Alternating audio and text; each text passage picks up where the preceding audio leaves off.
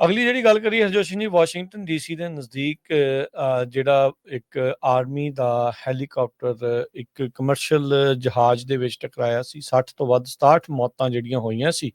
ਉਸ ਦੇ ਬਾਰੇ ਜਿਹੜੇ ਐਨਟੀਐਸਬੀ ਵਾਲੇ ਆ, ਉਹਨਾਂ ਨੇ ਜਿਹੜੀ ਮੁੱਢਲੀ ਜਾਂਚ ਦੇ ਵਿੱਚ ਇਹ ਦੱਸਿਆ ਵੀ ਜਿਹੜਾ ਐਲਟੀਮੀਟਰ ਆ ਬਲੈਕ ਹਾਕ ਹੈਲੀਕਾਪਟਰ ਦੇ ਵਿੱਚ, ਉਹ ਮਾਲ ਫੰਕਸ਼ਨ ਕਰ ਗਿਆ ਹੋਇਆ ਜਾਪਦਾ ਹੈਗਾ। ਡੀਸੀਏ ਦੇ ਨਜ਼ਦੀਕ ਜਿਹੜੀ ਮਿਡ ਏਅਰ ਕੋਲੀਜਨ ਹੋਈ ਸੀ। ਸੋ ਕਹਿੰਦੇ ਵੀ ਜਿਹੜਾ ਐਲਟੀਮੀਟਰ ਆ, ਜਿਹੜਾ ਦੱਸਦਾ ਵੀ ਤੁਸੀਂ ਕਿੰਨੀ ਉਚਾਈ ਦੇ ਉੱਤੇ ਆ, ਉਸ ਦੇ ਵਿੱਚ ਨੁਕਸ ਪਿਆ ਸੀਗਾ।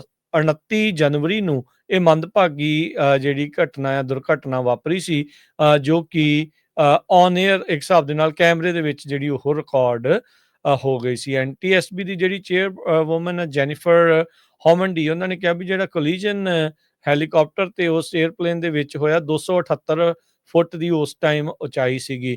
ਹੈਲੀਕਾਪਟਰ ਕਹਿੰਦੇ ਵੀ 200 ਫੁੱਟ ਦੀ ਉਚਾਈ ਤੋਂ ਉੱਤੇ ਨਹੀਂ ਹੋਣੇ ਚਾਹੀਦੇ।